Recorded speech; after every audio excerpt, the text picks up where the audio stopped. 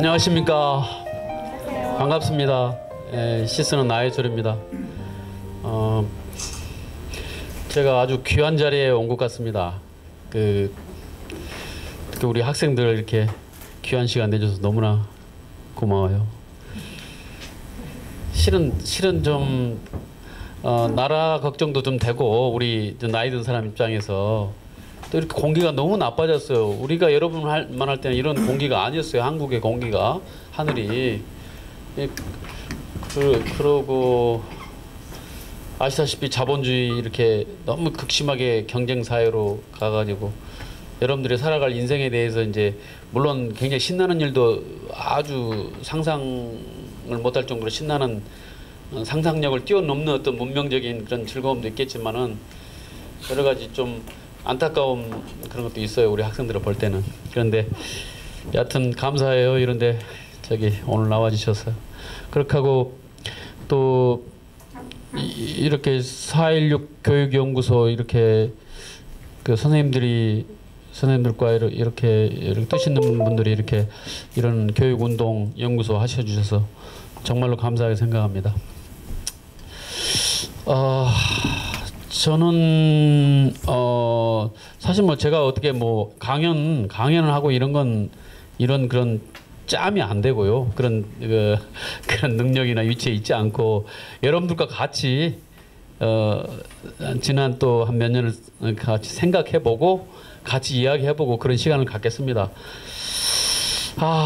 그런데 이제 제가 또 어떤 인간인지 여러분 잘 모르실 테니까 저를 잠깐 설명드리자면은 태어나기는 56년도 1956년도라고 까마득한 우리 한국 전쟁 끝나고 3년, 그래서 아주 나라가 궁핍하고 복잡할 때, 그러니까 아주 가난한 시골에 아주 가난한 집에 태어나가지고 그때 부모님들은 먹고 사는데 너무 바빠가지고 지금처럼 부모 자식 간에 이렇게 무슨 소통 같은 게 없이 그렇게 우리들은 자랐습니다. 그런데 이제 제가 전라남도 나주, 지금은 나주시인데 나주 영산포라고 영산강이라고 있어요. 한강처럼 영산강이라는 남도에 가면 있는데 거기에 영산포라고, 그때는 이렇게 강들이 막히지 않아서 배가 올라왔어요. 작은 배들이 저 서해 바다에서 이렇게 쭉 배가 와가지고 영산포라는 데 포구가 있어가지고 마포처럼 옛날에 내 어렸을 때, 아주 어렸을 때, 그래서 포구에 이렇게 배가 와서 물고기, 생선하고 젓갈 같은 것을 홍어, 항시리젓 그런 것을 이제 내륙인 영산포에서 그걸 그 포구에서 내리고 이제 사람들이 팔려고, 상인들이. 그런 시절을 제가 초등학교 3학년까지 거기서 그런 시절을 보냈습니다. 그래서 이제 어머님은 이제 먹고 살기 위해서 어머니 어려서 저를 그때는 식모라고 했는데 지금으로 말하면 이제 가사 도우미 누나한테 맡기고, 제가 맞이였는데 제가 집에서 제일 큰 애였는데, 아버지도 물론 먹고 살기 위해서 뭔가 타직하셔가지고 1년에, 그러니까 어려서 아버지 본 기억은 별로 없고, 어머니도 이제 박물장수라고 물건을 이렇게 해가지고 섬이나 이렇게 막 다니시면서 물건 팔고 그러시니까 한 보름마다 한 번씩 오셨어요, 집에. 그래가지고 어려서 제가 어머니하고 많이 떨어져 있었어요. 강은 가까이 있고 어머니하고 떨어져 있고, 이제 그러다 보니까 시를 쓰게 된 것 같아요. 사실 제가 시를 쓸 만한 위인이 못 돼요. 원래는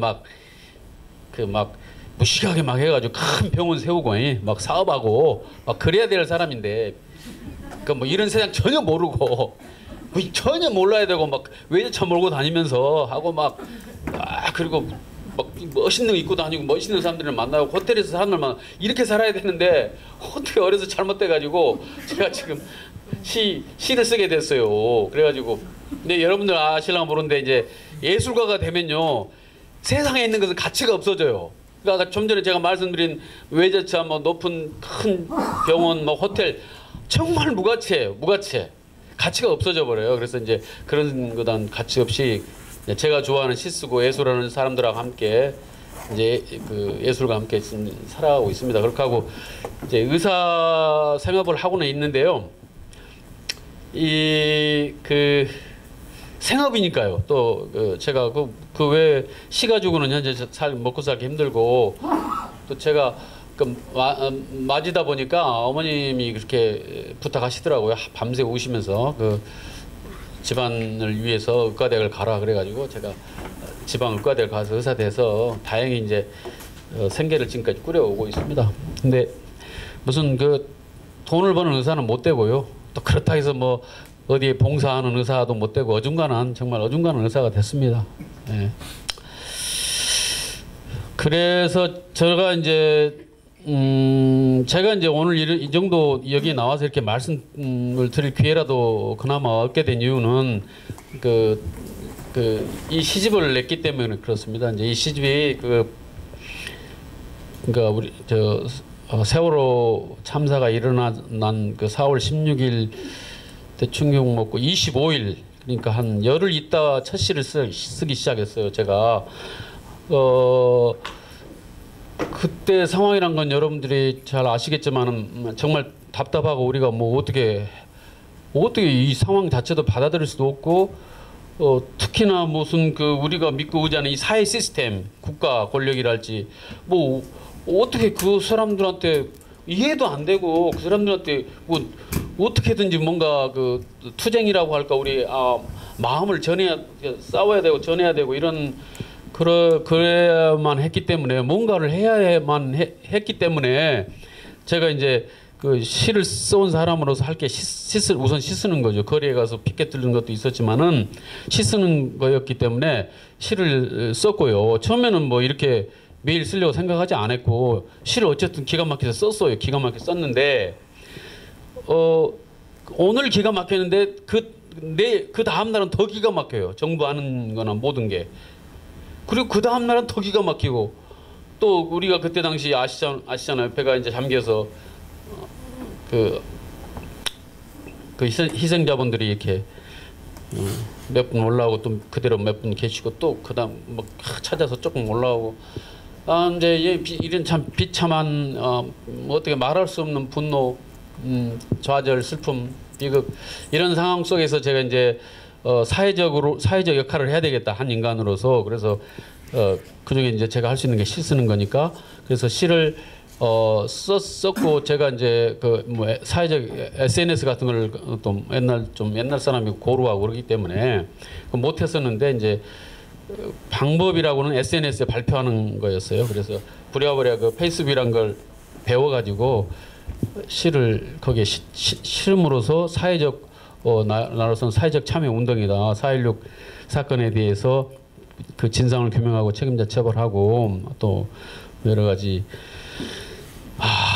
그 점에 대해서 제가 제 나름대로 사회적 역할을 한다고 생각하면서 이제 하기 시작했는데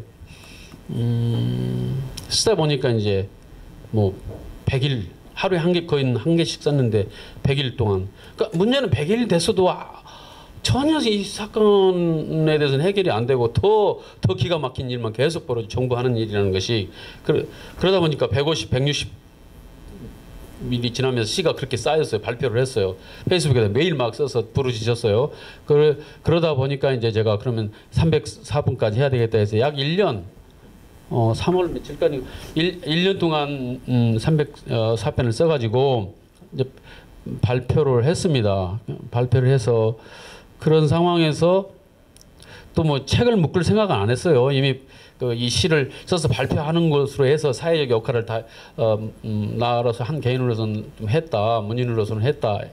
생각해서 책을 묶을 생각 안 했는데 그 후에도 아다시피 여러분 정부가 전혀 변하지 않았어요. 오히려 해방을 놨을 뿐만 아니라 뭐 진상 규명하는 해방도 그래서 이 책을 또 묶어서 책을 내는 것도 어떤 사회적 운동을 하나겠다 해서 책을 내 가지고 이제 뭐 행사도 하고 그랬는데 그러고 얼마 있다가 이제 박근혜라는 사람이 이제 물러나게 됐습니다.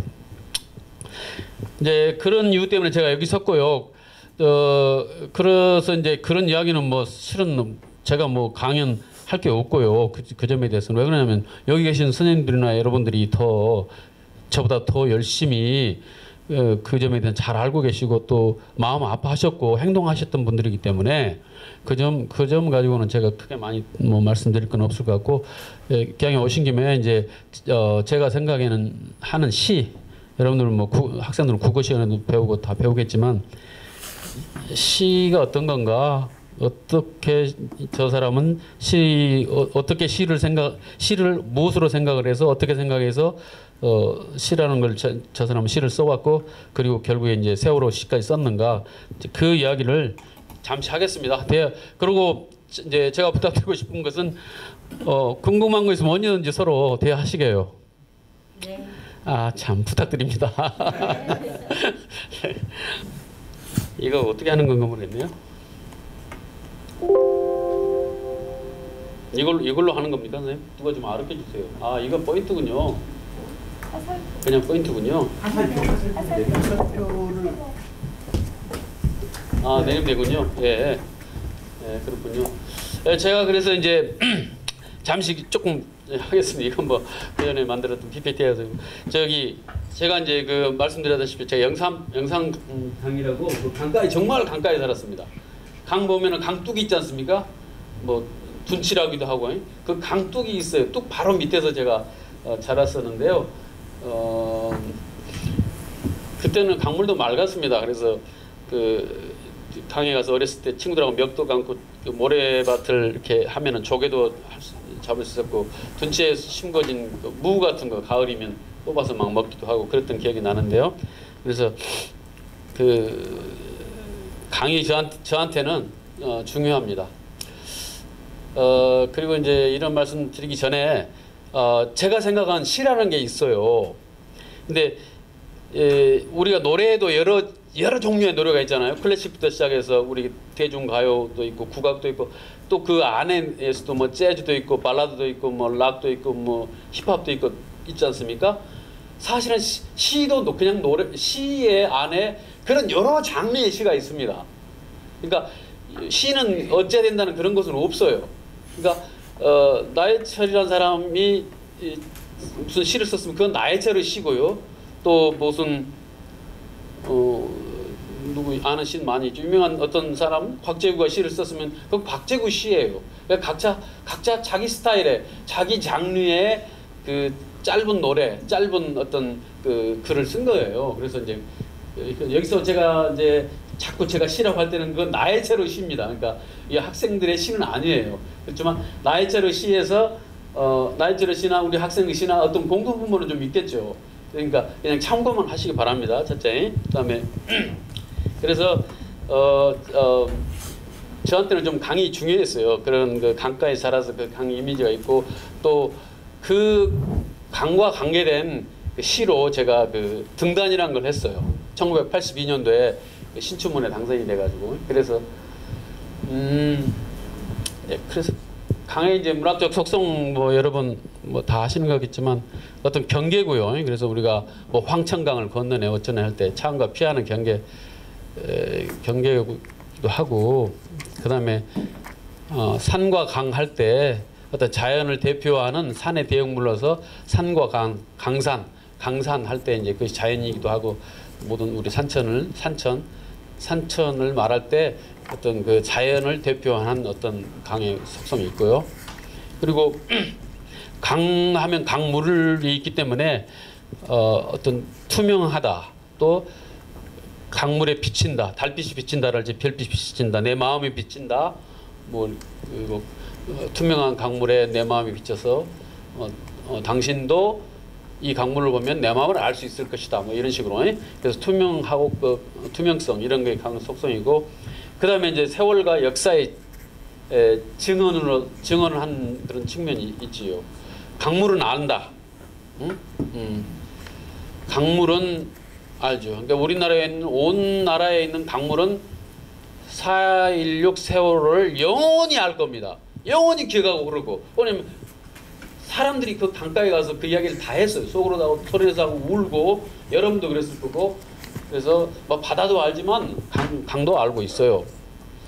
그 다음에 또 이제 두 공간의 분리 또는 매개물, 뭐 강이 있어서 나는 이 여기에 있는데 너는 강 건너에 있어서 나는 너를 만나지 못하네. 뭐 이렇게 그렇게 말할 때 그렇게 말할 수 있겠습니다. 근데 동양 문화에서는 이제 또 어떤 그 문화적인 그 쌓여 있냐면요, 그 강의 이미지 속에 수신, 어떤 그 물의 신이라는 거죠. 물의 신. 그래서 강의 신이 지켜준다. 강의 신이 지켜주거나 강의 신이 뭐 나라를 만드는데 뭐 어떻게 버텨낸다. 뭐 하하랄지 뭐 강물과 관계된 신화가 있습니다. 그리고 뭐 순리랄지 국가. 뭐 국가라는 게 이제 되게 치수를 해 강물을 잘 다스리야지만 국가를 잘 유지한다. 뭐 강물을 잘 흐르게 함으로써 국가가 잘 흘러가게 한다. 어쨌든 뭐 그런 동양적인, 특히 중국, 우리 한국도 그렇지만 그런 어떤 그런 것의 기여 의미를 뜻하는 그런 강이 있습니다. 그다음에 이제 아시다시피 강가에서 이제 복숭아나무 심고 놓고 유의자적하게 산다. 뭐 그런 게 있겠습니다. 서양에서는 이제 강이라는 게 신의 은총.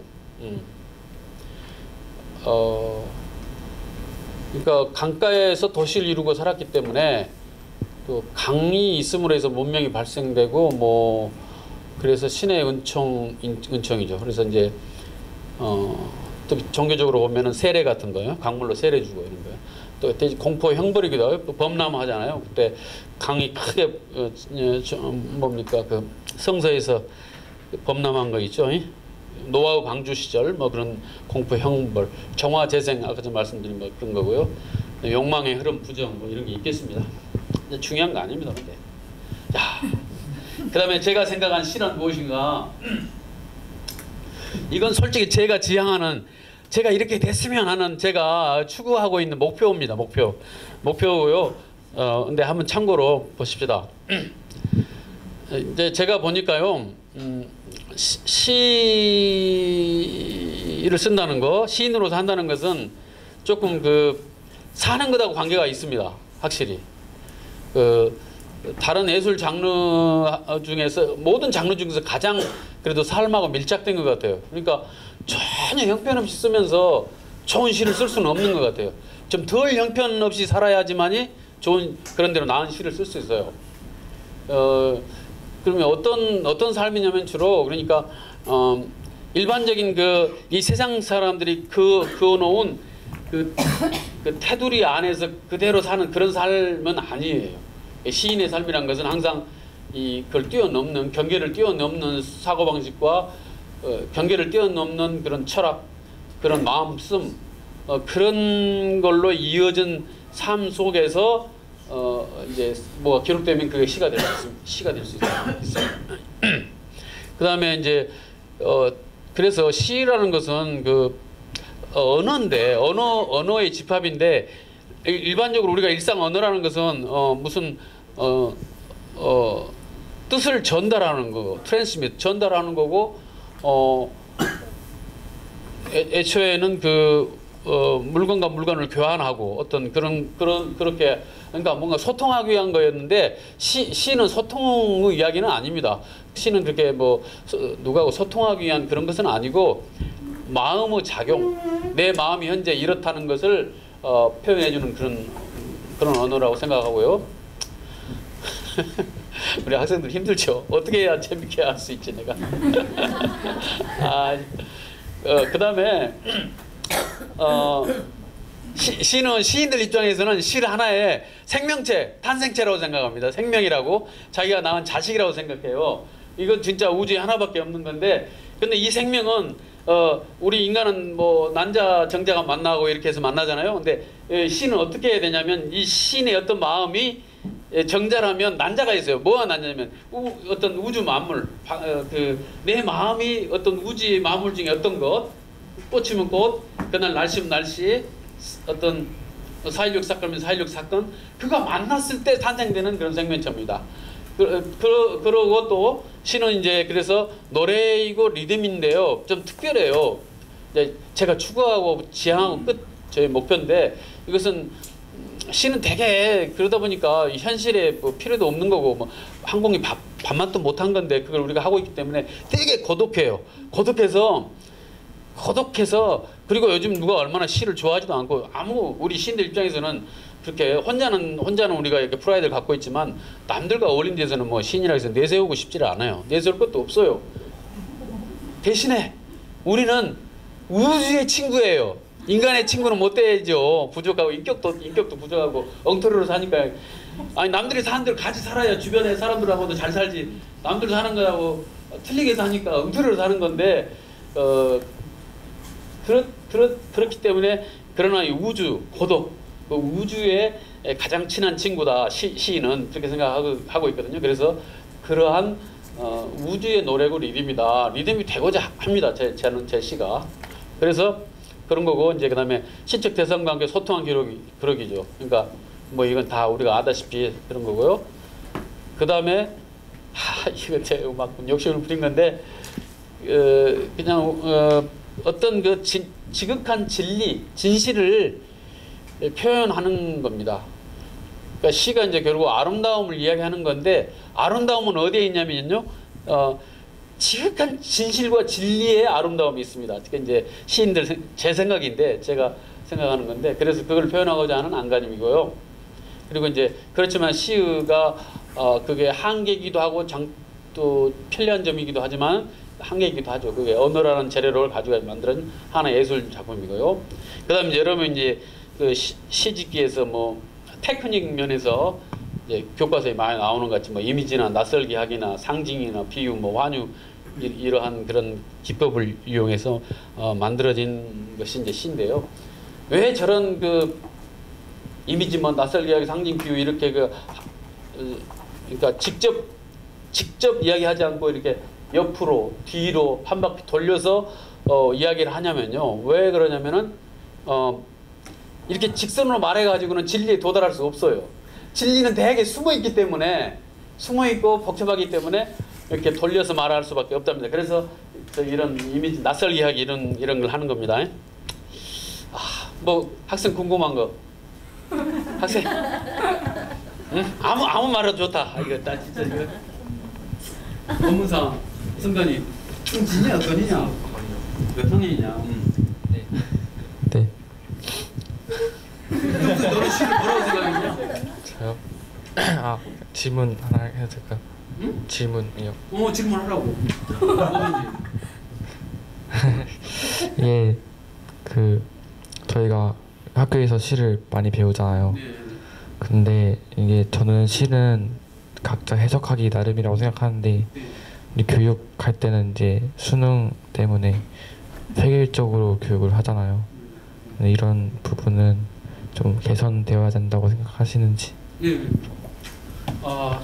좋은 말씀하셨어요. 이제 우리 시인들끼리 모여가지고 실제 이제 저는 뭐 그렇게 수능에 나오지는 않았어요. 제 시가. 그런데 뭐 제일 친한 친구 곽재국 외에는 뭐 수능이 지금까지 3번인가 4번 나왔다더라고요. 윤동주 시인 다음으로 많이 나왔다. 저한테 자랑을 해요. 제 단짝 친구인데. 근데 그 친구도 그렇고 그 사람 이야기 들으면 자기들이 쓴 시에 자기들 정답을 틀려요. 수능에서. 진짜입니다. 이건 그냥 농담이 아니에요. 왜 그러냐면요. 여기 나오는 것 같이 시는 수학은 아니기 때문에 수학이 아니기 때문에 시인들이 어떤 표현을 했을 때 꼭 한 가지만 생각하고 그 표현을 쓰진 않아요. 그러니까 시 쪽에서 어떤 한 단어를 쓸 때 컵 하면 꼭 컵만 생각하고 그 단어를 쓰지는 않아요. 이 컵이 다양한 용도, 모양, 향기, 뜻을 가지고 있는 컵을 쓰게 돼 있어요. 근데 수능에서는 그 중에서 하나만 쓰라고 답을 쓰라고 하지 않았습니까? 그렇기 때문에 시에서 무슨 답이 있다고 생각한다는 것은 그건 오류라고 생각하고요. 그러나 이제 수능에서 왜 그런 문제를 내느냐? 그나마 그렇게 해야지 시라도 읽으니까 아마 교육적으로 그러지 않나 그렇게 생각합니다. 근데 제 의견은 저도 찬성해요. 그 학생 의견에는 시에 답은 없어요. 네. 자기가 그냥 읽을 때 읽을 때 그 마음이 그때 그 시죠. 또 나이가 들어서 또 읽으면 그 시가 틀려지고 또 그 시의 그 어떤 인문학적이랄까 그때 역사적인 그 배경 같은 걸 알고 난 다음에 읽으면 또 시가 틀려지고 그러는 겁니다. 그러니까 뭐 그에 답이 하나가 있는 건 아니죠. 네. 네, 선생님. 네. 저는 어떤 시인님이 네. 시가 되는 건 굉장히 미스테리하대요. 네네. 시가 되는 내가 아무리 시가 쓰고 싶어도 네. 시가 정말로 내 마음이 시하고 닿아서 이루어지는 거는 굉장히 미스테리하대요. 본인도 잘 모를 정도로. 선생님은 언제 그렇게 미스테리하게 시가 이루어지시는지. 네. 그러니까 맞습니다. 그러니까 이게 그 작곡가들이 우리 TV에 나와서 작곡가들 요즘에 프로그램 많지 않습니까? 작곡하는 거 보여주는 거. 누구냐? 그 블락비의 누구냐? 지코 막 TV에 나와가지고 한 15분 만에 작곡 하나 한 게 막 히트치고 꽃길만 뭐 그렇잖아. 네, TV를 많이 봐요 내가 요즘처럼. 근데 그럼 확실히 그 시가 진짜 생명 탄생이기 때문에 정말 신비스러워요. 우리도 언제 애 배는지 모르게 애를 배잖아요. 솔직히 말하면. 솔직히 말해서 저도 애를 4명이나 낳았는데 언제 뵀는지 모르겠어요. 바람 부는 날 바람 때문에 뵀는지 뭐 별빛 때문에 뵀는지 모르겠는데 그래서 일반적으로 확실히 자기를 다 거의 버리고 특히 이 세상에 복잡한 생각이 있지 않습니까? 특히 욕망, 세속적 욕망이 조금 잠잠한 아주 그 영어로 말하는 calm, 평온해진 상태에서 어떤 대상하고 이렇게 딱 고요히 만날 때 만나가지고 특히 대상과 하나가 돼야 돼요. 그러니까 무당으로 말하면 접신 같은 거예요. 그러니까 좋은 시는 반드시 그렇게 그 어떤 일치감, 어떤 그 나와 어떤 타자와 완전 일치감 속에서 그 일치감이 너무 기뻐가지고 자기도 모르게 흥얼흥얼 노래가 나오는 것처럼 쓰여지는 거예요. 이제 그게 이제 정말 명시나 좋은 시의 대부분이죠, 사실은. 이제 그렇게 쓴 시가 있고 또 어떤 목적이 있어가지고 이런 시를 써야 된다고 해서 이제 맨날 며칠 거기서 이미지를 막 뽑아내서 말을 만들기도 하고, 그러니까 여러 형태로 시인들이 여러 스타일로 시들을 써요. 그러니까 이제 이건 사실은 아주 안간힘하는 거죠. 안간힘이라고 하더라도 그러니까 뭐 어떨 때는 막 정말 시를 써야 된다는 생각 때문에 어떤 시인은 일요일마다 시를 쓴다는 사람도 있어요. 일요일마다 딱 정편을 그때 막 시 쓴다는 사람이 있고, 어떤 사람은 뭐 잠속에 19절 떠올라서 메모했다가 쓴다는 사람도 있고, 그런 것처럼 여러 그 시마다 탄생하는 스타일은 틀린데요. 좋은 시는 그 말씀드린 것처럼 어떤 그 이 세상, 그러니까 무슨 고민거리, 세상의 고민거리, 돈 생각, 나에게 현재 걱정을 끼치는 어떤 사람 생각, 뭐 내일 이사를 해야 하는데 이사를 어떻게 할까, 뭐 등등등. 특히 빚 생각, 이거 하면 시 못 써요. 빚 걱정하면 시 못 쓰고요. 이제 그런 거 없이 어쨌든 마음이 좀 평온한 상태에서 그 어떤 대상과 하나가 됐을 때 그 어떤 일치감이 기뻐가지고 나오는 게 이제 좋은 시라고 생각합니다. 정말 감사해요. 물어주셔가지고. 네, 저도 하나. 네네 선생님. 네.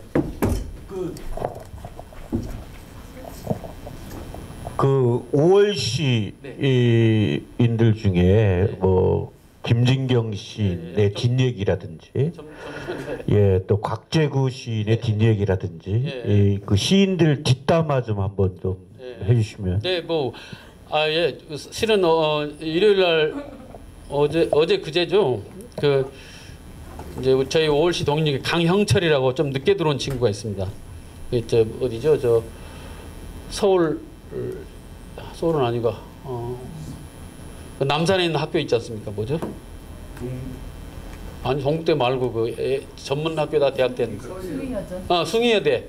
네. 숭의대 지금 교수하고 있는 친구인데 거기 아들 결혼식이 있었습니다. 둘째 아들. 그래가지고 근데 이제 몽땅 모였어요. 우리 그 80년대 문인들 몽땅 모였는데 왜 또 그렇게 몽땅 모였냐 하면 강영철이라는 그 시인이 정말 성실하고 그 겸손하게 또 이렇게 열심히 살아왔어요. 작가회의 오랫동안 맡아서 꾸준히 했고 옛날에 그다음에 노무현 대통령 시절에 문해진흥원인가 거기에 무슨 사무총장 맡아가지고 몸에 병이 올 정도로 열심히 그때 국가 문화를 위해서 헌신한 걸 우리가 알기 때문에 또 인품이 훌륭하고 그래서 이제 저는 이제 저희 동인이라도 가기도 했었는데 갔더니 몽땅 사람이 왔어요. 뭐 어른들부터 시작해가지고 이제 여러분들 아실 만한 것은 첫째 도종환 시인이 왔고 그 전에 했던 이창동 원래 소설가거든요. 이창동 그 감독이 이창동 그 작가도 왔고 그 외에 이제 모든 김진경 뭐 곽재구도 올라왔습니다. 곽재구도 올라와가지고 이제 그랬거든요. 우선은 이제 김진경 좀 전에 그 교육 전문가 김진경 그 사람은 신혼여행을 전라남도 광주로 왔습니다. 원래 대전 사람이거든요. 이제 교사들끼리 서로 그 결혼했는데 연애해가지고 학교 선후배일 거예요. 그런데 예 그렇죠. 그 배 선생하고 그래가지고 그런데 이제 사실은 오월시라는 게 대전 사람들하고 광주 사람들이 결합한 거예요. 이제 백제죠. 백제. 정말 백제가 위대한 국가를 항상 이 한반도를 구원한 나라입니다. 백제가. 이수신 장군도 백제잖아요. 그래서 우리가 80년대 그때 서로 뜨겁게 살 때인데 진짜 그 사람들 예고도 없이 신혼여행을 광주로 내려와가지고 밤에 그러니까 연락을 합니다. 그것도 일찍도 연락 안 해요. 한 9시쯤 되는데 신혼여행 왔다고요. 우리가 결혼식 참석을 다 했거든요. 하고 뭐 지네들 뭐 제주도인가 어딘가 간다고 갔는데 내려와 있는데 광주로 왔다는 거예요. 자기들 도저히 광주로 오는 게 좋겠다고 그래서 이제 뭐 큰 호텔도 아니고 무슨 여관 같은 데서 저는 우리 거기 갔어요. 또 동인들이 광주 동인들이 한 서너 명 찾아갔더니 와 방이 막 열기가 뜨겁더라고요. 열기가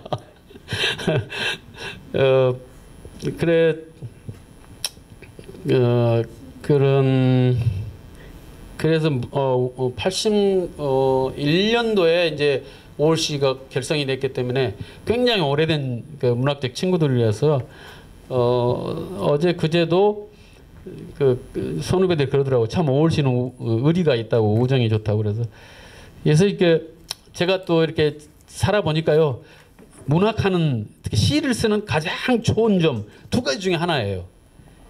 문우 이 동지들 그러니까 같이 살아가는 도반들을 만날 수 있고 그 도반들의 그 같이 가는 그 같은 길을 걸어가는 사람들의 우정과 의리와 그 정의라는 것이 어떤 관계보다 사회적 관계에서 가장 제가 생각할 때 가장 정겹다는 거예요. 그래서 여러분 정말 정겨운 친구들과 함께 평생을 가고 싶으면 시를 쓰세요. 그러면 딱 자기가 시인이 되잖아요. 그러면 어떤 모임에 가면 그날 바로 친구 만날 수 있어요. 평생 친구를. 하고 지금이야 만났죠? 내일 만나자. 좋다 내일 만나자. 근데 이제 그게 뭐 서로 경제적인 이익 아무것도 없어요. 내일 만나서 또 술 먹어요.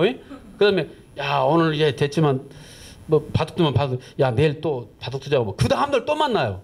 이제 이런 관계가 시인들 관계이기 때문에 그 시를 쓰는 하나의 그 기쁨이었습니다. 제가 생각할 때 그런 친구들을 만났다는 게 또 글쎄 뭐가 에피소드인지 모르겠습니다만은 예. 네. 네, 그렇죠. 이제 저하고는 이제 사실 저하고는 이제 고등학교 때부터 곽재구 그러니까 오월시 중에서 한 3분의 1 정도가 고등학교 때 이미 애꼴입니다. 그때 저희들이 고등학교 다닐 때는 문학반이 굉장히 성했어요. 왕성했어요. 그때가 70년대 중반인데 그때는 그러니까 지금처럼 재밌는 게 없었어요. 여러분들 뭐 하는 것처럼 뭐 아무런 것이 없었기 때문에 그 순수 예술이 우리들의 유일한 그 취미가 오락이었어요. 영화 보는 거, 음악 듣는 거, 그 다음에 이제 자기가 직접 시 쓰고 이런 거, 그림 그리는 거. 그래서 굉장히 고등학교 때 문학반이 성해서 그때 이제 같이 문학을 했었죠. 해가지고, 고등학교 때, 그 친구 연애 연애하고요. 고등학교 대학교 때 연애하고 뭐 그런 하고 또 대학 때는 서로 그 수강 신청 맞춰가지고 수업 듣고 빈 시간 맞춰가지고 서로 시 품평회 하고 그랬었습니다.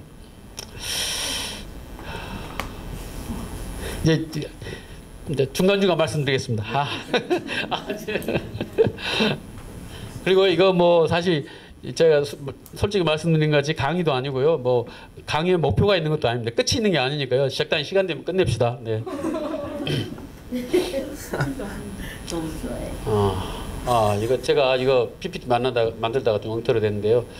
저기 보면 저 사진에 저 까마귀 한 마리 있습니다. 여기가 어디냐면요. 미국 뉴욕의 엠파이어 스테이트 빌딩입니다. 꼭대기 100층 넘어간 그 전망대 이쪽 안에 인간이 있고 저 바깥쪽에 저기 까마귀 한 마리 있어가지고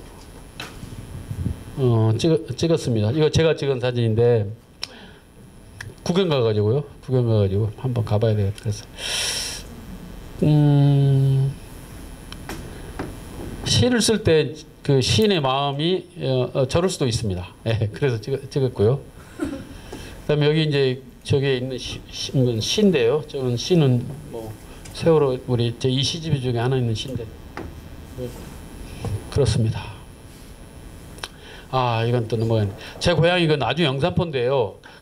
이게 이제 거기 나주시에서 노래를 하나 만들자고 저한테 가사 시를 하나 쓰라고 그랬습니다. 그래가지고 제가 고향이라 그래가지고 저한테 프리미엄으로 그래서 이제 그걸 이제 써야 됩니다. 이건 이제 무슨 영감이 온 것도 아니고요. 이걸 써야 되는 거예요. 써야 돼. 그래서 이제 이런 식으로 초고라고 해서 막 이미지 단어를 끌어 모읍니다. 보십시오. 뭐 밥도 먹고요. 그다음에 밥이다. 이건 지금 연결되어 있는 게 아니고 한 연이 그냥 하나의 지금 제 이미지입니다. 밥이고 그다음에 강물 소리 또 먹을 거 도해를 걸었고 뭐 밥이 되어 기다리네 좌우지가 강물을 목에 걸고 있고요. 예, 아주 허기지 푸른덕도 있네요. 근데 가슴에 상처가 있고 뭐 오래된 시간이 있네요. 그 나주란 데가 또 강릉이 울면 목이 울고 뭐 들판이 울면 가슴이 울고 어쩌고 이런 게 있어요. 그다음에 어머니도 나왔어요. 또 할머니 나왔고 허기 강물이 손을 잡고 뭐 바다로 가자 그립다 뭐 이런 거 있고 뭐 시간의 오음을 많이 갔습니다. 생각이 지금 벌목이 고향 뭐 슬픔 가시게 할 또 산도 있고 금성산이라고 나주에 있거든요. 영산강 강물이 울고 황토도 나옵니다. 곰탕 국물 슈퍼 배밭이 그 나주 배가 유명합니다. 천년의 시간이 나옵니다. 그 다음에 뭐 황토 먹고 흰배 강물 벌판 나중에는 무덤도 먹네요. 무덤을 먹는다. 또 백호 옛날 백호 임재라고 나주에 시인이 있습니다. 조선시대에. 근데 이런 식으로 이제 막 이미지를 하다가 또 더했습니다. 계속했습니다. 노을, 혼배, 황토, 나주, 벌, 몸, 천년의 안방, 뭐 나무 기다리고 늙고 국밥, 밥 냄새 어쩌고 이렇게 해가지고 무실이 만나. 그냥 이렇게 했어요. 은행나무 방죽. 이거 정말 제가 노력 많이 했죠. 천년에 뭐 어쩌고. 그래갖고 이제 이 가사가 어떻게 되냐면요. 제목이 이제 나주의 천년이고요. 바람이 분다. 이제 이런 시가 바람이 분다. 별도 없이 밤은 깊어가고 기울어진 창틀에 홀로 앉아 몇 날이었던가 세어본다. 그리워한지 천년 외로워한지 천년 누가 물어다오 나 돌아갈 곳이 어디인가 누군가 물어다오 나 천년의 끝에가 누울 곳이 어디인가 나주여 사랑하는 나의 연인 나의 사람 나주여 천년이 흐르도록 해마다 온몸에 흰 백꽃 눈부시게 피워놓고 나를 기다려온 사랑하는 나의 연인 나의 사람 나주여 강물이 잔다 빛도 없이 도시는 어둡고 차가운 돌벤치에 홀로 기대어 몇 년이나 되었나 헤아려본다. 그리워한 지 천년 외로워한 지 천년 누가 물어다오 나 돌아갈 곳이 어디인가 누군가 물어다오 나 천년의 끝에가 누굴 곳이 어디인가 나주여 나주여 사랑하는 나의 연인 나 사람 나주여 천년이 흐르도록 해마다 가슴은 곰사가 다리 닿는 홍어가 되어 나를 기다려온 사랑하는 나의 연인 나의 사람 나주여 나주여. 네, 나주시 영산포가 홍어란 그 물고기로 유명해요. 아유, 이런 식으로 몇 년 며칠 하다가 이제 썼습니다. 거기 나주 이제 요즘에 지방자치단체가 그래도 상당히 좀 잘 돌아가더라고요. 거기에 문화행정 관계된 지방자치단체 그런 과가 있어요. 근데 그분이 어느 날 넌지시 물어봐요. 제가 어려서 살던 집이 남아 있냐고. 그때 남아 있었습니다. 그때는 제가 한 4, 5년 전에 남아 있었어요. 그런데요, 한 2년 전에 갔더니 다 허물었어요. 주차장 만든다고 강둑으로 뚝을 넓히면서 주차장 만든다고 그래가지고 참 섭섭했습니다. 근데 제가 이제 혹시 늙어서까지도 이렇게 건강하게 살아 있으면 늙어서 살 후보지 중에 하나거든요. 고향이라는 데가. 또 저기서는 뭐 자기들 저기 한다고 고향이라고 이렇게 좀 그런 거 생각해주고 그런 게 있었는데 그 집이 없어져 버렸습니다.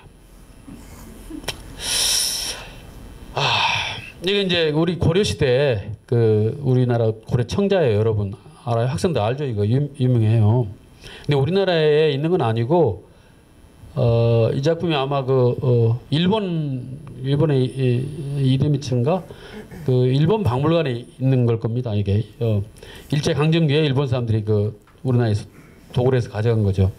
근데 제가 왜 지금 이 사진을 또 가지고 내놨냐면요. 요 보면 어린애 있어요. 어린애. 요 어린애죠. 어린애죠. 잘 봐보세요. 이 어린애. 이 동자가 지금 포도 농구를 잡고 있는 건데 잘 봐보세요. 이거 지금 방금 그 부위입니다. 동자를 잘 보세요. 동자. 이제 그 다음에요. 근데 이제 제가 그때 까마귀 찍을 때 미국 메트로폴리탄 박물관 갔는데 이걸 일본에서 빌려다가 큰 우리나라 고려 청자 전시회를 한국특위에서 하고 있어요. 근데 저는 이제 이런 걸 좋아해요. 제가 왜 우리나라 그러니까 문화재 미술품은 원래 보는 걸 좋아해요. 근데 시하고 다 통해요. 그러니까 시도 예술을 하나이기 때문에 예술이 좋아요.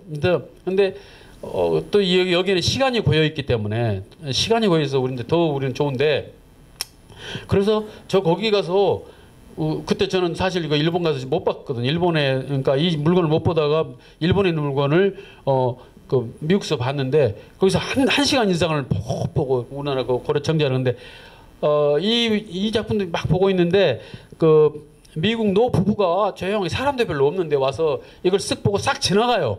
그래서 제가 어떻게 했겠어요? 노 부부를 불렀죠.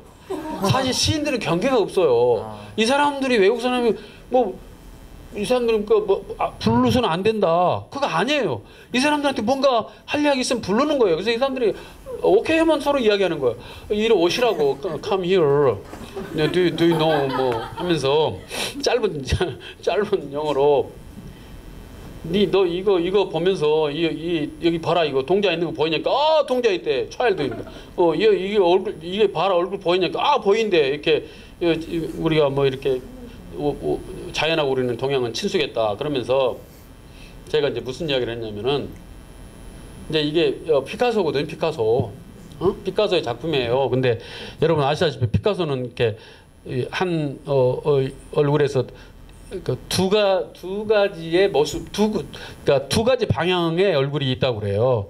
그러니까 정면으로 본 얼굴, 옆면으로 본 얼굴이 그래서 이게 이제 피카소가 이걸 아프리카 미술에서 이걸 따왔다고 그러는데 이게 입체파라고 그러죠. 그러니까 뭐냐면요, 피카소가 욕심이 많아서 한 인간을 그리는데 한 인간의 한 표정만을 그리기에는 자기가 너무 욕심이 많으니까 이 한 인간 얼굴 표정에서 하나는 무심한 얼굴, 하나는 슬퍼하는 얼굴, 하나는 뭐 슬퍼하는 얼굴, 하나는 기뻐하는 얼굴, 그 두 가지 세 가지를 막 구겨놓고 싶었어요.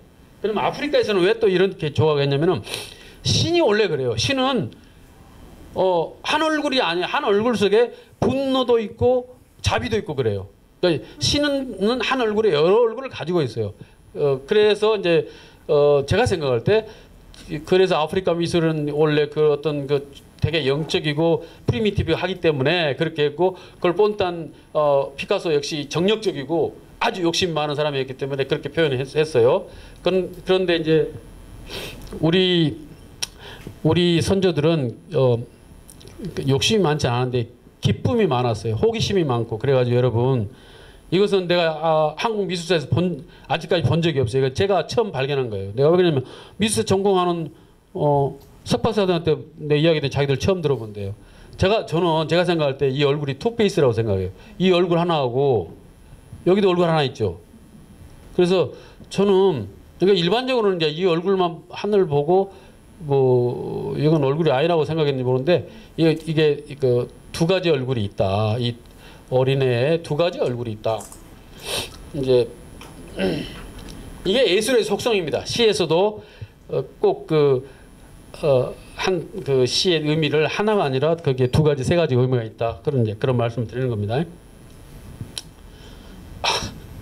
이제 이게 제 1982년 제가 동아일보 신춘문에 당선된 작품의 이름입니다. 영산포라고.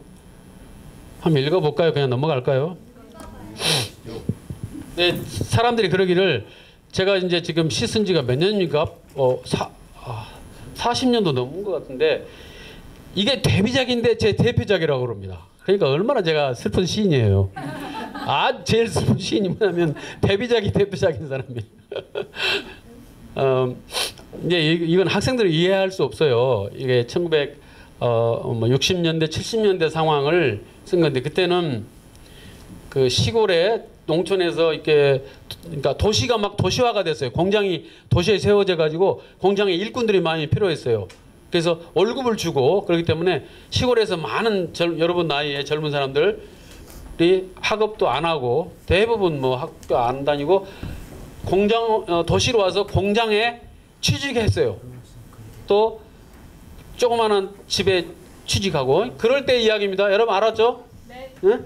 도시 빈민, 뭐 도시화, 도시 산업화, 나중에 도시 빈민화 이런 단어 들어봤죠?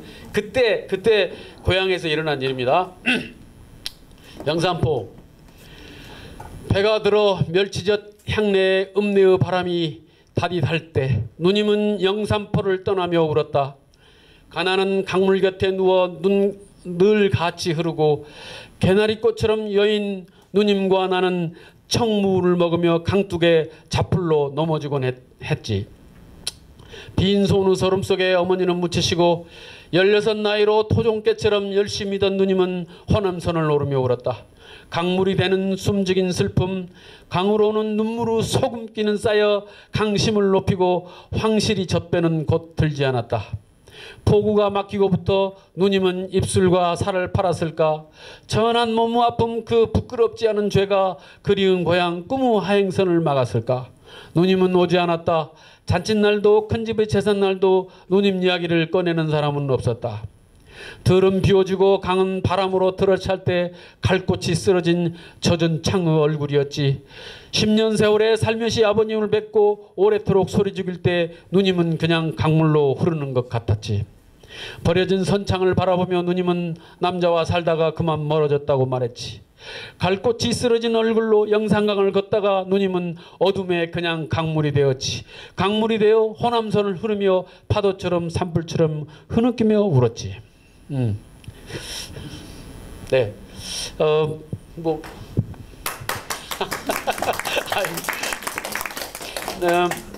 실제 이 누님이 계시냐고 사람들이 묻는데 제가 이제 제 사촌 누이라고 할 수 있습니다. 이제 저는 이제 집안에 제가 맞이기 때문에 아버지 형제가 뭐 옛날에 뭐 되게 옛날에 할머니들이 12명, 9명에서 12명 이렇게 자식들을 낳았었어요. 그래서 이제 아버지 형제가 구형제셨는데 사촌 누이라고 할 수 있는데 실제로 술집에서 일했는지 그건 모릅니다. 제가 확인은 못 해봤어요. 근데 소문에 그때 당시에 이제 많은 그 젊은 여성들도 이렇게 도시로 들어오는데 왕왕 그런데도 가서 근무를 했어요. 공장에도 일을 했지만 그런데도 일을 하고 그랬는데 근데 뭐 그런 소문이 좀 돌았었어요 집안에. 그래가지고 근데 이걸 뭐 이렇게 쓰려고 한 건 아닌데 어떻게 이 시가 이렇게 흘러갔어요. 솔직히 의도한 바 아닙니다. 그래가지고 저는 이 시 당선되고도 이제 집안에다 내놓지를 못해갖고 집안에서도 별로 자랑스러우지 않습니다. 뭐냐면 이 집안을 그 창피 줬다 이렇게 생각하실 수도 있거든요. 근데 이제 이게 완전히 그 사실은 아니고요. 그때 그런 상황이었습니다. 한 집 건너가 전부 그런 상황이었고 그래서 이제 이게 제 이제 시였는데 근데 지금도 보면은 이 시가 좀 덜 쓰여졌어요. 뭐 어미랄지 문장의 끝처리라는 것이 정교하게 끝내지가 않아졌어요. 왜냐면 제가 정말 지금 40년 시를 쓰지만 한 7, 8년 전까지 별로 시를 퇴고를 안 하는 게으르고 좀 무책임한 시인이었습니다. 한 7년 전부터는 이제 시집을 낼 때 막 몇 번 퇴고를 해서 완성도를 높이려고 하고 있습니다만 옛날에는 뭐 그냥 거의 한 번 쑥 써가지고 시랍시고 발표하고 이 시도 그렇게까지 고치고 이런 시가 아닙니다. 근데 좌우지간 그런 건데 두 번째 학생 뭐 궁금한 거 있는가? 아 죽겠네. 아무것도 좋아하는데 이거 아니래도 좋은데. 모르는 단어도 괜찮고. 모르는 단어 엄청 많지. 이미. 선생님 혹시 저 시는 제가 처음 접하는데 저 시 보고 저 여기 여러분들 느낀 거 얘기 좀 하시면 안 될까요? 그 시에 대해서 얘기 한번 하실 수 있지 않나요? 그러면 저는 좋죠. 근데 이 빨리 그렇게 읽어가지고 읽었는데 뭐 어떻게? 우선 학생부터 모르는 단어 있어요? 선창이 뭔지 모르죠. 그러니까 이게 무슨 얘기냐면 내 초등학교 3학년까지 배가 들어왔어 눈앞에.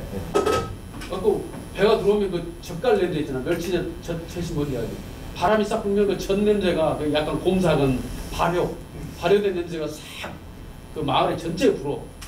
그 배 들어왔구나. 뭐 사람들이 막 사러 바켓스 같은 거 뭐 동이 같은 거 들고 다 사고 그랬었거든. 그런 풍경 같은 게 있는데 여러분들은 상상도 못 할 거예요. 나도 초등학교 4학년 되면서 이제 배가 안 들어오게 됐어요. 영산강 하구원 공사라고 이제 강물이 그러니까 뭐 어떻게 된지 모르는데 강을 막아버렸어 호수처럼. 그래서 호수가 돼버렸어요. 그러니까 바다에서 배가 못 올라오게 되는 그런 상황인데 그런 이야기입니다. 현대와 도시와 뭐 궁금한 것보다 그냥 느낀 점만 얘기를 좀 하자면요. 저희 아버지가 자기 어렸을 때 얘기를 하면서 저런 얘기를 많이 해주셨어요. 실제로 이제 저희 아버지가 자기가 형제 자매가 9명인가 있었는데 그 중에서 자기가 8째고 유일한 아들이에요. 이제 누나들이 도시로 나가서 일을 해서 뭐 누구는 사라지고 누구는 얼어 죽고 뭐 이런 얘기를 해주시는데 그런 게 생각나니까 좀 슬프네요. 맞아. 그때 그런 이야기였거든.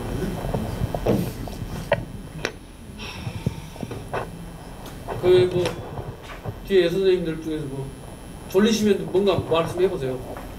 말씀해보세요. 뒤돌아오신 선생님, 아름다우신 선생님. 얘네들요? 네. 학생입니다. 학생이요? 근데 학생도 선생이에요. 되게요. 제일 많이 선생님들이 배울 때 가르치면서 배운대요. 그래서 제가 이렇게 지금 이날 이렇게 무식한 신이고 저도 말이죠. 선생님 노릇을 했어야 되는데 옛날에 한번 선생이 될 뻔했습니다. 그 대학에 문창과가 생길 때 한참 생기기 바로 전인데 제가 개업이라면서 엄청 그때 바빴어요. 그런데 제가 대학원 국문과를 정식으로 시험 봐서 들어갑니다. 저는 안 봐줬어요. 그러니까 뭐냐면 정식으로 영어 시험 보고 입학심을 그 국문과 대학원을 들어가서 한 학기 잘 다녔어요. 근데 문제는 왜냐면 숭실대를 제가 들어갔었는데 바로 그 옆에가 제 병원이 있어가지고 이 교수님이 한기 선생님이나 이런 사람들이 제가 그때는 또 제가 시인으로서 지금보다 좀 나았었나 봐요 상대적으로. 그래가지고 이거 얼마나 저를 그냥 축켜 세워주시는지 그냥 수업 시간에 견딜 수가 없고 그러다 보니까 리포트나 무엇을 이렇게 얼렁뚱땅 써가지고 갈 수가 없어요. 이미 프로 작가인데 어차피 문학을 공부하는 건데 그때 뭐 카니발 이론이나 뭐 이런 것 막 배우고 할 때 죽겠어요. 근데 막 도저히 다음 학기에 안 되겠더라고요. 이 병행을 못해서 이제 결국 납북만 내놓고 제가 못 다녀 버렸는데 그 다음에 제가 가니까 곽재구 들어가고요. 다 들어갔습니다. 강영철 다 들어가지고 다 교수가 됐어요. 문창가에. 저 때문에요. 다 제가 그 다음 후배 나이덕이는 원에 이제 우리 때가 끝나니까 그 애들이 싹 들어가고 영명균에 그렇게 됐습니다. 그게. 근데 제가 하여튼간에 일본으로 그러니까 제가 간 다음에 제가 말 듣기로는 그 다음에 이영진의 곽재구는 숭시대 곽재구 갔는데 시험 안 보고 그냥 들어줬대요. 시험 안 보고 그렇게들 그렇게 해서 졸업하고 이제 대학교 선생 되고 그랬는데요. 뭐 때문에 이렇게 한 그래가지고요. 그런 와중에 무슨 그 인가 안 받은 그때 무슨 조그마한 대학 같은 거 있었어요. 많이 있었어요. 서울시내 그 무슨 종교단체에서도 만들고 뭐 어디서만 거기에서 가서 제가 1년 동안인가 또 일주일에 한 번씩 강의하고 그랬었죠. 근데 재밌더라고요. 학생들 가르치니까. 그때 그래서 가르치는 게 제일 많이 배우기 때문에 학생이 가장 위대한 선생님이시다. 그러니까 선생님 말씀 보세요. 뭐든지 물어보시죠. 대화합시다. 일부러 왔는데 학생이 어디?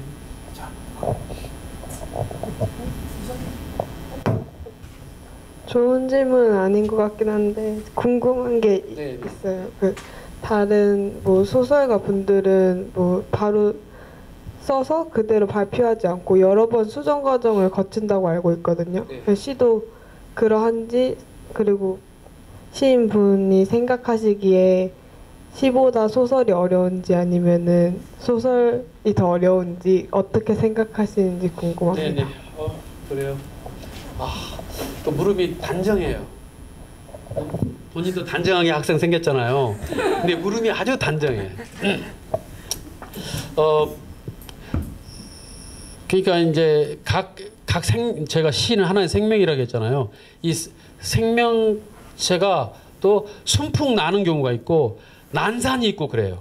그러니까 각 작품마다 틀려요, 사실은. 그런데 이제 경향이 있죠, 되게 어떤 사람인데 제가 대부분은 그러나 제가 생각할 때 시가 이렇게 쑥 써졌든 아니면 좀 고심해 썼든지 간에 태고를 많이 해서 그러니까 태고를 해서 자기가 생각할 때 이렇게 자기가 생각할 때 딱 모든 면에서 이렇게 다 맞아 떨어졌을 때 발표하는 것이 옳은 자세라고 생각해요. 근데 이제 제가 개인적으로 저 스스로 부족한 점 아까 좀 말씀드린 거고요. 제가 그런 경향이 좀 있었다. 그래서 그건 반성하고 있고요. 그러니까 대신에 어떤 작품은 별로 태고를 하지 않아도 완성도가 높게 한 번에 불러지는 노래가 있어요. 시가. 어떤 작품은 이제 어떻게 썼는데 그 다음날 보면 좀 이상해요. 어떤 한 구절이. 그럼 또 그걸 다른 단어로 막 바꾸고. 그러니까 문제는 이제 여러분 뭐 아실 거예요. 한 단어를 찾기 위해서 뭐 몇 날 며칠 고심을 했다. 종이를 다 구겨서 뭐 온 방 안에 다 했다. 뭐 영화 같은 데 나오잖아요. 예술가가 뭐 시 쓰다가 막 종이 구겨놓고. 근데 결국 그것은 단어를 찾긴 찾는 건데 단어를 찾는 게 아니고 사실은 어떤 한 세 개. 지금 여기에 딱 맞는 세 개가 있는데 그 세 개를 딱 맞는 세 개를 찾기 위해서 고민하는 거예요. 그러니까 어떤 단어라는 것은 한 세 개를 말하는 거거든요. 그러니까 이 이름을 그 세 개의 이름이에요. 그러니까 딱 맞는 그 세 개를 찾기 위해서 고심을 한다. 이제 그렇게 이해하시면 되겠고, 그다음에 물음이 두 가지였는데, 시하고 소설. 이제 이건 몇백 년 전에도 그랬고 현재까지 우리 이제 문단에서 우리가 술 먹고 내지는 그냥 이야기로도 아무도 그것에 대해서 토를 안다는 게 있는데요. 시를 못 쓰는 사람이 도저히 해도 시 못 쓰는 사람이 소설을 씁니다. 그다음에 시도 안 되고 소설 못 쓰는 사람이 평론을 하고요. 그게 이제 원래가 그게 이제 맞는 말이에요. 근데 이제 요즘 뭐 소설 쓰다가 시도 쓰고 그러지만 그래서 우리 문인들끼리 중에서는 시가 제일 높습니다. 왜 그러냐면 아까 말씀드렸잖아요. 아주 거짓말장애에다가 막 사기꾼에다가 막 개차반으로 살아도 좋은 소설 쓸 수 있어요. 그러니까 여러분 알란지 모르지만은 뭐 뭐 러시아의 유명한 문호들 중에서는 막 도박 광도 있고요. 심지어 막 애들 자기 애를 그냥 버려버린 작가도 있었어요. 버려버려 애들 그냥 버려갖고 애가 어딘지도 몰라요. 막 그런 근데 위대한 사람들이에요. 근데 참여를 뒀어 나중에 막 그리고 또 나중에 길거리에서 얼어 죽고 위대한 전 세계적인 지금으로 말하면 노벨상 몇 개 탄 살 정도 된 사람이 막 길거리에서 노숙자로 죽고 그러니까 그 소설은 좀 그렇게 자기 삶하고 그 소설 그 삶이 그렇게 시적일 필요가 없어요. 근데 시인은 좀 약간 더 정신적이라고 할 수 있습니다. 약간 정신적으로 그 조금 기도를 좀 더 시 쓰는 시간이 좀 더 기도하는 시간에 가깝다. 소설은 좀 노동하고 좀 가깝고요. 그 외에도 좀 더 좋은 비유가 있을 텐데 이제 그런 게 있습니다만 그런 건 그냥 보통으로 하는 거고 어떤 위대한 작가들에 이르러서는 그런 소설이나 시나 그런 경계가 없어지죠. 소설이네 시 같고 한강의 채식 주제 같은 거 보면은 시 같아요 그냥. 그리고 옛날에 지금은 잘 안 나오지만 어머니 쓴 누구죠? 뭐 표절했네 해가지고 안 나오지만 신경숙 문장도 보면 시 같고 그래요. 그래서 이제 그런 것은 있지만 시인들이 좌우지간 문단에서 제일 프라이드가 세고 어제 그제도 우리 황석영 만났습니다. 여전히 황구라라고 해서 말을 떠들지만은 그 사람 100마디 할 때 옆에서 진짜 시인이 한마디 하면 시인들 말을 사람 딱 들어요. 그래서 시인들이 원래 문단사에서는 시인들이 높다 격이. 그래서 그렇게 하시면 돼요. 그래서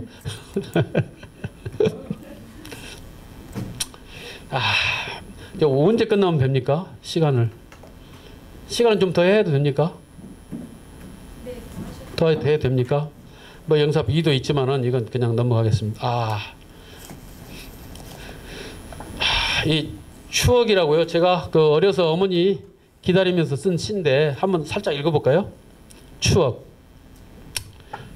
그러니까 이거 쓴 지는 한 10여 년 된 시인데 이제 염소를 머리에 이고 기울어져 걸어오는 여자가 있다. 달포만이다. 지난 보름에는 하얀 달 항아리 지고 왔다. 강가에 오래된 배 있어 누군가 닻을 흔들고 여자는 달 항아리 속에 염소를 풀어놓는다. 강둑은 이미 붉어져 있고 언제 푸른 풀밭에 나갔는가. 누군가 달 항아리 가슴에 달고 뒤뚱뒤뚱 염소 뒤따라온다. 강둑을 바라보는 배는 귀 다 허물어졌다. 이 시는 좀 어렵죠. 좀 말하자면은 시에서 낯설게 하기 이런 걸 좀 많이 좀 쓴 겁니다. 저는 이런 시를 별로 쓰기 좋아하지 않습니다. 왜냐면 제가 이렇게 막 시를 멋지게 써서 위대한 시인이 되기를 원하지 않고요. 시를 잘 모르는 사람도 있고 그냥 읽기를 원하는 그런 목표가 있습니다. 근데 이 시는 근데 왜 이렇게 쓰냐면 사실대로 쓰기에는 너무 슬프고 구차스럽고 창피하고 좀 그래가지고 이렇게 썼어요. 근데 이거 전부 사실이에요. 어머니가 15일 만에 이제 박물장수라고 옛날에 그때 1960년대 있지 50년대 육지에서 이렇게 육지 물건을 머리에 이어요. 그래가지고 섬에 교통이 불편하지 않으니까 섬이나 상간 오지로 가서 그걸 돈으로 바꾸든지 아니면 물물 교환을 해요. 그래서 박물장수라고 옛날에 있었어. 우리 어머니가 그걸 했는데 이제 우리 아버님이 별로 돈벌이가 안 돼서 그러셔가지고 그래서 내가 혼자 이렇게 너무 그래가지고 어머니한테 염소를 사달라 해서 제가 염소를 키웁니다. 아주 어렸을 때 염소를 키워요. 이런 기억은 최소한 초등학교 3학년 이전 기억이기 때문에 그 강둑에다 염소를 키우고 제가 그 강가에 살았고 또 어머니 기다리면서 그냥 황혼이어서 어두워질 때까지 염소 옆에서 누워있던 기억이 나요. 그런 저런 이야기가 여기 있습니다. 보세요. 그러면 이 시가 그냥 말하는 그런 그림들이 좀 보이시죠? 넘어가겠습니다. 참. 이건 이제 언젠가 제 시집 나왔을 때 제 친구들 이창동도 있고 이무기도 있습니다. 이무기가 여기 아직 강의 안 했는가요? 저 프로그램에 있던데. 평론하는 이무기. 임양묵이라고 평론하는 사람이고 여기는 뭐죠? 그 밀양으로 그때 뭐 상 받은 감독 이창동이고 여기 또 윤재철이 겁니다. 윤재철 선생 아십니까? 그 김진겨 단짝 친구. 이거 제가 좀 젊었을 때 저고요. 네. 아 이것도 제가 어려서 그 강가에 이것도 그냥 제가 그런 시입니다. 이건 클린트의 강물 이야기고요. 강 이야기를 주로 했습니다. 시 이야기하면서 강 가지고 이야기하려고 했는데 넘어가겠습니다. 여기 이 사람이 그 안산에서 뭐 국회의원도 한번 했는가요? 이 친구가 사실 그 노동운동했습니다. 서울대 치대 노동운동하고 80년 초에 좋았어요. 같이 시 쓰고 친구입니다. 근데 지금 정치를 해갖고 지금은 정치인이죠. 정치인인데 백호 인재라고 그러고 여러분 보시다시피 시인들 술을 많이 먹어요. 여기 다 시인입니다. 여기 김진경 있네요. 여기가 김진경 선생이고 윤재철, 이명미, 박몽구라고 있고요. 박몽구라고 시야 문화의 이 박몽구라는 사람이 이제 곽재구 박몽구 제가 채투세까지 해서 고등학교 때 동기 동창입니다. 19, 20회. 이 친구하고는 에피소드가 하나 있어요. 이 친구는 지금도 시가 거세지만은 시 잘 못 써요. 근데 거센데 지금 시화문화 발행이냐 가지고 또 막 평생 창비를 들이받더만 또 지가 잡지 하나 만들어갖고 또 지가 또 거기서는 왕이에요. 또 아이고 그런데 고등학교 때 굉장히 우리 작품 써가지고 이런 품평회를 많이 했거든요. 같은 문학 서클에서.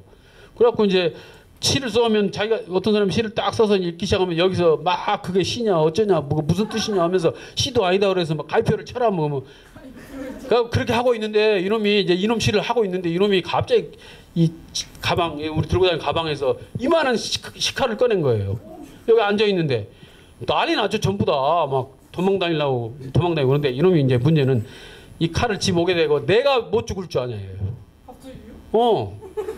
내가 막 이렇게 자기 시를 가지고 헐뜯고 막 그러니까 속이 상하니까 그 칼이 왜 들어있었는지 모르겠어요. 그런데 그 칼을 꺼내가지고 내가 못 죽을 줄 아냐? 내가 너희들 죽이겠다는 거야. 내가 못 죽을 줄 아냐고 이놈이. 그래갖고 그걸 뜯어 말리고 그날 우리가 고등학생들인데 술 짓다 먹었어요. 이게 박몽구라고 여러분 인터넷 치면 나올 겁니다. 여기는 이제 이도윤이라고 우리 후배 한 2년 후배 시즌 친구인데 MBC 체육부 기자고 MBC 망가지면서 이제 밖에 나오진 않았지만 거기서 보직 없이 지말로 지금 10년째인가 차만 마시고 봉고만 탔답니다. 근데 이 사람이 한 중요한 일은 뭐냐면 월드컵 때 뭐 축구는 멋멋이다 있었지 않습니까? 월드컵 우리나라 월드컵 MBC에서 중계할 때 뭐 축구는 예술이다. 뭐 그 게임마다 뭐 있었어요. 그걸 이 친구가 그 자막을 만든 사람이에요. 이제 이거 하고 곧 끝냅시다. 이게 이제 제 책이고요. 이 책은 지금 저도 하라고 하면 할 수 없고 누구도 못 할 겁니다. 근데 이제 그때 정말 기가 막혔기 때문에 제가 거의 목숨 걸고 썼습니다. 왜 그러냐면 매일 시를 썼기 때문에 매일 세월호하고 밀착돼서 살았기 때문에 밤에 썼고요. 대부분 낮에 생각하다 밤에 안 써지면 써질 때까지 썼고 그렇기 때문에 몸을 많이 상했고 이거 쓴 다음에 제가 이제 몸이 상했습니다. 그래서 지금 겨울을 지내기가 너무 끔찍스럽고요. 이거하고 촛불하고 그랬거든요. 또 그년에 촛불 때문에 또 그렇게 돼갖고 몸이 완전히 망가져가지고 지금은 우리가 술도 못 마시고 이상하게 돼버렸습니다. 그리고 이제 한 가지 제가 말씀드릴 것은 제가 1980년도 5월달 5.18 민주항쟁 때 광주에 있었습니다. 그때 의과대학 6학년이었어요. 제가 그 폴리클이라고 임상 실습하고 그럴 때인데 그 안에 있으면서 그걸 겪었습니다. 그러니까 그때 우리나라가 이제 박정희가 죽고 독재자가 죽고 민주화 봄이 오고 이제 이럴 때인데 이제 전두환이가 그렇게 해서 그걸 알았기 때문에 우리가 모두 민주주의를 이번에 이제 정치적 민주주의를 완전히 쟁취하자고 전국의 학생들이 계속 할 때고 그 다음 날도 모이자고 했습니다. 그러니까 저도 이제 학생으로서 계속 그 데모에 맨 앞장서서 이제 앉아 있고 참여를 했었는데 그래서 강주만 유일하게 이제 그날 참여했죠. 근데 계엄령 무섭게 하니까 다들 다른 도시는 안 했는데 강주만 학생들이 모여 있었고 저도 그때가 저는 이제 그 전남대학교 정문 앞에 있을 때는 그때는 참여를 못했고 그 그룹이 금남로라고 해가지고 두 그룹이 앉아 있었어요. 한 몇백 명, 한 400~500명, 300~400명씩 두 그룹이 앉아 있었는데 저도 앞 그룹에 앉아 있었습니다. 앉아서 이제 구호 외치고 그러고 있는데 야, 저 뒤쪽에서 푸른 옷에 그 제복 입은 사람들이 이제 트럭에서 쏟아져 내려오면서 너무 무서웠습니다. 그래서 저도 쫓기는데 이제 저놈 잡아라 소리를 듣고 저를 목표로 달라드는데 제가 그때 당시 4월 20날 결혼을 했습니다. 애를 배가지고 결혼해갖고 양복을 하나 얻어 입은 평생 최초로 양복을 하나 입은 그 양복을 입고 제가 그날 나갔었는데 그 양복 옷도리를 골목으로 뛰어들면서 벗어서 던졌습니다. 왜냐면 그 옷이 보일까봐 그렇게 하고 그래도 안 돼가지고 담을 뛰어 넘어가가지고 민가에 들어가서 그렇게 해서 이제 목숨을 구원받고 사실은 이제 비겁하게 저는 살았습니다. 그래서 그런데 이제 그때 당시에 TV 같은 것은 미스 코리아 데이도 하고 광주 이야기는 나오질 않아요. 그러니까 광주에서 그렇게 우리 자국의 군대가 자국의 시민 국민을 죽이는데 방송에서 이런 방구도 안 나오고요. 막 미스 코리아 대회를 하고 난리를 피고 나중에는 이제 폭도들이 좀 있어서 북한 군인 말도 아닌 소리를 하고 그러니까 어떤 국가 조직이 얼마만큼 국민을 배반할 수 있는가 이걸 겪었어요 제가.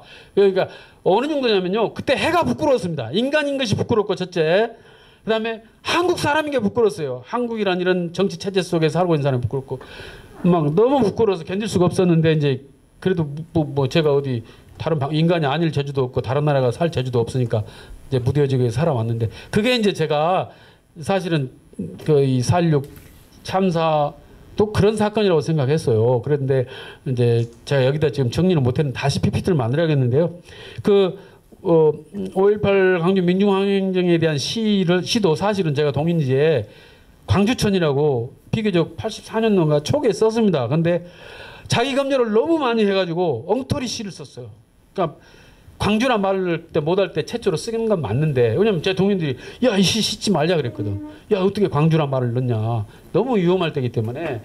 근데 이제 그러다 보니까 너무나 말도 아닌 걸 그 연작 시리즈를 광주천이라고 제가 제 시집에도 있는데 그렇게 했었는데 못 썼어요. 그러니까 자기 검열을 너무 많이 한 잘못된 시를 썼던 그런 반성이 있었어요. 그래서 이 작품 쓸 때 그 못 쓴 거 합쳐가지고 썼다. 후에 생각해 보니까 그런 게 있었더라고요 저한테.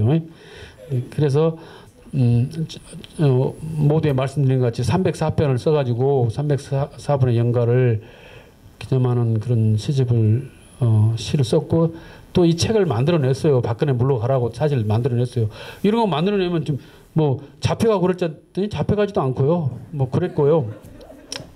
근데 이제 문제는 문학과 행동이라고 이거 좋은 출판사인데 제가 창비에서 시집을 또 2권인가 내서 창비에 물어봤어요. 이거 좀 시집 내자 그랬더니 여기서 70편 뽑아서 내자고 편집자가 그러더라고요. 그러니까 사실 제가 백낙전 선생이나 좀 누구한테 말을 했으면 거기서 창비에 나올 수가 있을 텐데 요즘 또 그것도 청탁 같고 그래서 정정당당하게 그 편집진에 이야기를 했는데 편집진에서 요즘에 다 후배들이 실권을 쥐고 있으니까 70편을 뽑아서 하자 그래서 제가 근데 이 작품은 몇 편을 뽑아서 해서는 의미가 없거든요. 여기 내 문학을 자랑하려고 한 건 아니거든. 시인으로서 마땅히 해야 될 것을 다른 시인으로서 한 작업, 시인의 사회적 역할을 내 기록물이라고 생각하지 이게 문학작품 아닌데 여기서 무슨 문학상을 따져가지고 70편 고는 거 안 돼서 이 문학과 행동이라고 이름도 좋고 비교적 뜻이 좋은 후배 출판사에 냈는데 이 친구가 혼자 하는 거의 출판사입니다. 혼자. 그래가지고 오늘 또 우리 공시인 출판사 나와서 시집 규배한테 말도 안 해서 혼자 그럼 걔가 시집도 없어 지금. 시집 다 절판됐고 이거 가지고 오라고 하기도 그렇고 무슨 말인지 알지? 규배 오겠어? 그래서 말도 않고 그냥 왔고. 그래서 지금 내가 또 돈을 좀 주면서 이걸 좀 찍으라고 한 200~300% 찍으라고 좀 그래야 될 것 같아. 왜냐면 이건 필요한 분들한테는 드려도 되는 시집이라고 생각하기 때문에. 제가 생각하기에는 서재학적으로 소장할 만한 가치가 있어요. 100년 후에는 이 책이 지금은 10,000몇천 원인데 100년 후에는 한 100만 원 될 수 있습니다. 그래서 그 다음에 우리 이 행사 했어요. 근데 제가 다시 한번 말씀드리면 이 행사할 때도 아직 박근혜 물러가지 않을 때에서 박근혜 물러가라고 이 행사를 했습니다. 근데 어떻게 이 규배 그 출판사에 있어 뭐 용산구청이 뭐 야당 쪽 뭐 국회의원 어쩌고 해가지고 이걸 얻어가지고 행사를 그때 했습니다. 포스터고요. 이거 그냥 그런 이야기예요. 제가 했던 이야기고요.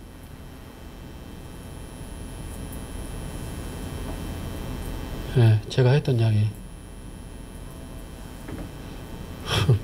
세상에 태어나서는 안 되는 시집을 탄생해 말았다. 이거 제가 했던 이야기입니다. 네. 그때 이제 제 사람들이 이 시집을 그때 당시에는 아주 좋은 큰 일을 했다고 선배들하고 친구들이 말해줬었습니다. 이제 한 시 2편 읽고 끝내겠습니다.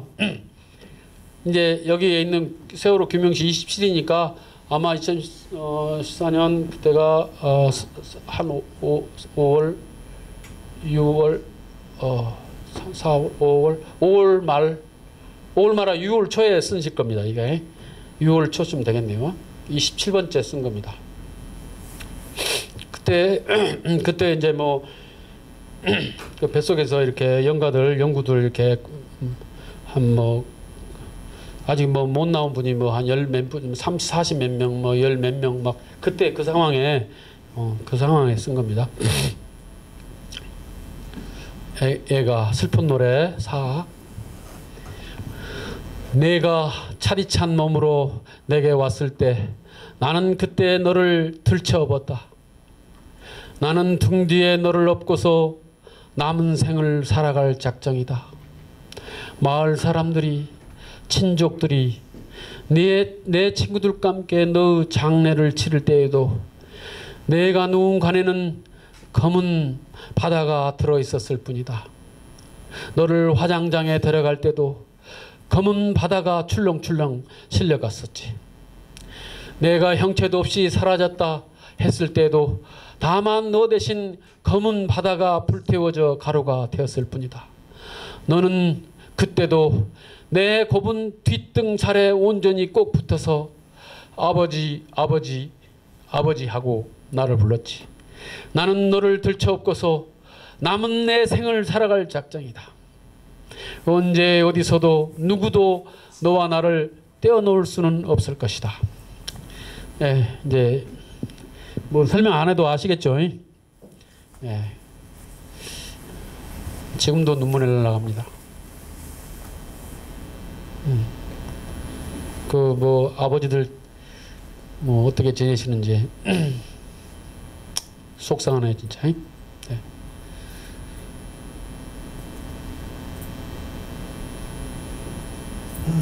그냥 애가 하나로 입고 끝내겠습니다. 304편이 들어있는데 그냥 이렇게 끝내겠습니다. 감사합니다. 근데 뭐 그래도 조금 뭐 하실 말씀 있으면 해보십시오. 선생님 말씀하십시오. 어렸을 때 되게 형편이 어려우셨잖아요. 네. 아버지 어머니가 집을 비우시고 오래 비우시고 이제 사셨다고 그랬고 그러한 것들을 이제 뭐 수십 년이 지나서 이렇게 시로 이렇게 창작을 하셨잖아요. 근데 사실 그러한 기억들은 다시 떠올려도 즐거운 기억이 아니기 때문에 그냥 묻어둬도 될 것 같은데 이렇게 자꾸 끄집어내는 거는 그게 이제 제가 마음먹은 대로 되는 게 아닌 거잖아요. 자꾸 생각이 나는 거고 과거를 회상하게 되는 거고 그래서 그렇게 쓰셨을 때 그 아프고 어떤 힘들었고 슬픈 이러한 것들이 어떤 치유되는 그런 게 경험을 하셨는지 그게 가능한 건지 좀 궁금합니다. 네. 이제 제가 지금 그 강고양 제 시를 설명하기 좀 쉽게 하기 위해서 강고양 이런 걸 어린 시절 이런 걸 이야기하다 보니까 이제 그런 시만 좀 모아져 있다는 걸 우선 말씀드리고요. 왜냐면 제 시가 전체가 그러진 않아요. 사실 여기 나온 시가 거의 전부일지도 모르겠습니다. 직접적으로 어린 시절을 이야기한 시는. 그런데 이제 이 예술에 있어서 가장 필요한 건 고독입니다. 고독.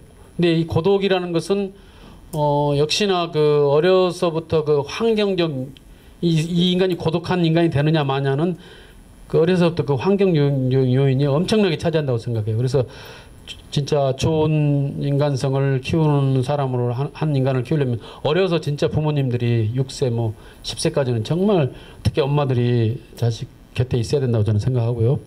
근데 어쨌든 예술가들은 고독이 이제 거의 고독이 뼈하고 이렇게 뼛속에 들어있고 고독가 친숙해지고 익숙해져야지만이 혹은 그래야지만 이제 예술을 하는 건 사실이거든요. 왜 그러냐면요. 예술은 이런 현실적 욕망이 아니거든요. 추상적인 어떤 합일인데, 그러니까 현실하고 관계없는 비현실적인 어떤 존재나 상황과 자기 마음이 하나가 되는 건데, 그건 뭐 고독해야지만이 되는 거기 때문에 그렇게 하고요.